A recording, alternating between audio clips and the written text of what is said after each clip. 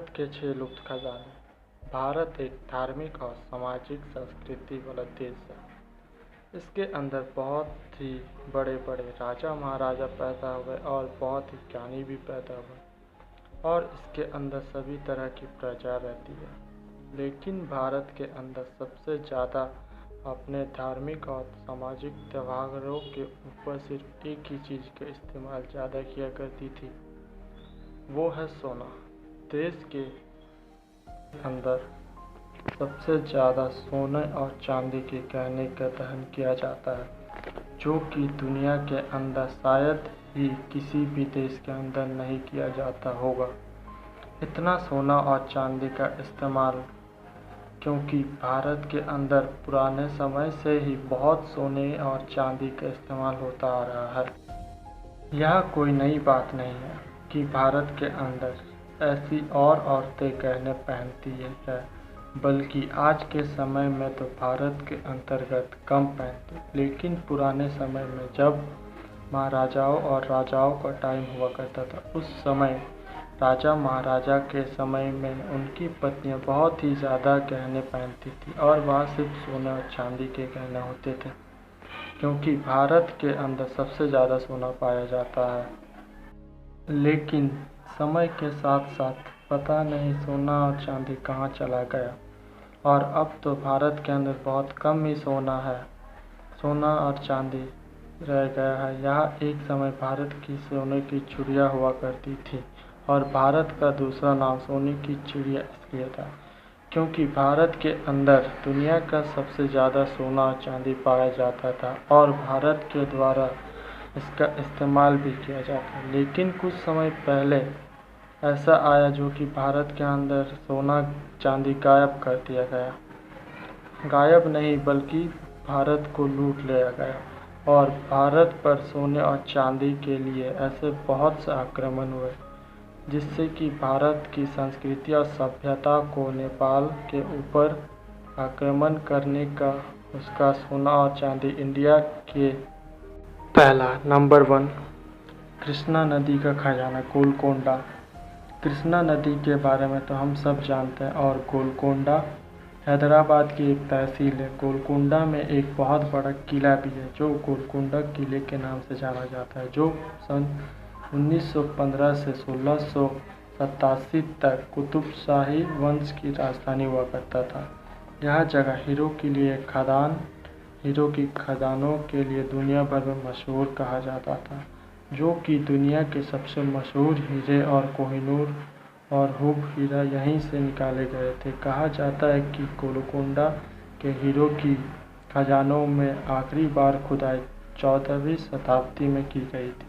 तब तक भारत दुनिया भर में हीरो का एकमात्र देश था।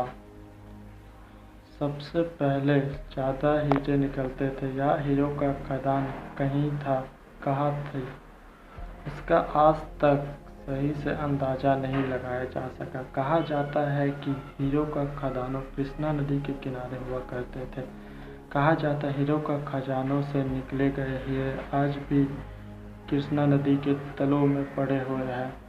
इन हीरो की खजाने के कारण गोलकोंडा दुनिया भर में प्रसिद्ध है, क्योंकि उस समय केवल यहीं से हीरे निकलते थे और दुनिया भर में बेचे जाते थे। नंबर 2 नादिर शाह का खजाना दिल्ली। नादिर शाह के बारे में हमने किताबों में बहुत ज़्यादा पढ़ा है। उनके युद्ध के बारे में, उनका शासनकाल के बारे में किताबों में बहुत ज़्यादा दिया हुआ है।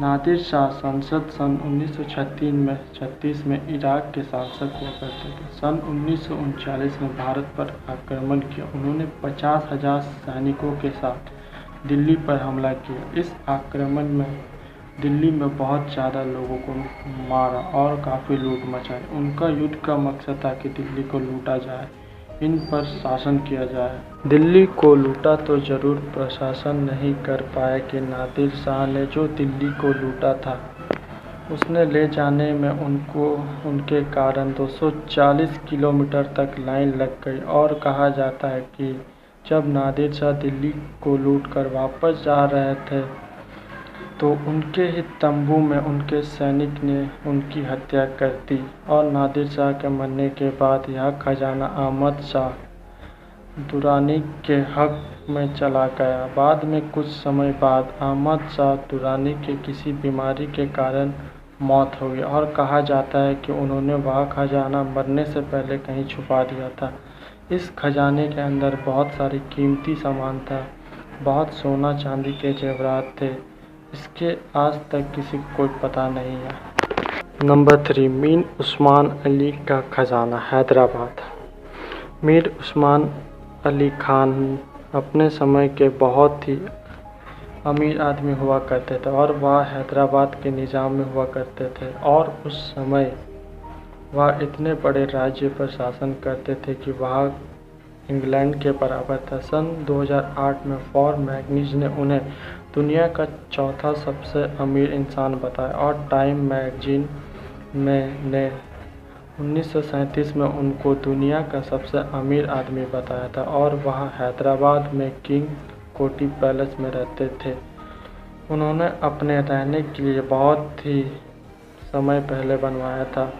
वह अपना सारा खजाना था, सारा धन दौलत उन्हीं के नीचे अंडरग्राउंड कमरे में या तहखाने में रखते थे। और जब 1933 में हैदराबाद भारत का हिस्सा बना तो वो भारत सरकार ने उनका कुछ खजाना तो हासिल किया, पर कुछ खजाने का आज तक नहीं पता और कहा जाता है कि उसका खजाना इतना विशाल था कि आज के समय में उनकी कीमत करीब $33 बिलियन है। नंबर 4, ग्रोसवेनर जहाज का खजाना, मद्रास। ग्रोसवेनर ब्रिटिश ईस्ट इंडिया का सबसे बड़ा और अमीर जहाज था। इस जहाज के अंदर 14,000 सोने की सिल्लियाँ और 19 संदूक के अंदर सोने जेवरात भरे हुए करते थे और 26 लाख सोने के सिक्के थे। यह जहाज चेन्नई से इंग्लैंड के लिए श्रीलंका के रास्ते रवाना हुआ था, लेकिन यह 1782 में दक्षिण अफ्रीका केप टाउन से 700 मील दूर समुंदर में डूब गए और कहा जाता है कि वह खजाना आदमी समुंदर के अंदर पड़ा हुआ है। यह एक मालवाहक की कीमत 75,000 यूरो थी और इस खजाने को ढूंढने की बहुत बड़ी कोशिश की जांच की जा चुकी है, लेकिन आज तक इसका कोई अता पता नहीं है। समुंदर में किस हिस्से में पड़ा हुआ है? नंबर 6, पद्मनाभा स्वामी मंदिर का खजाना।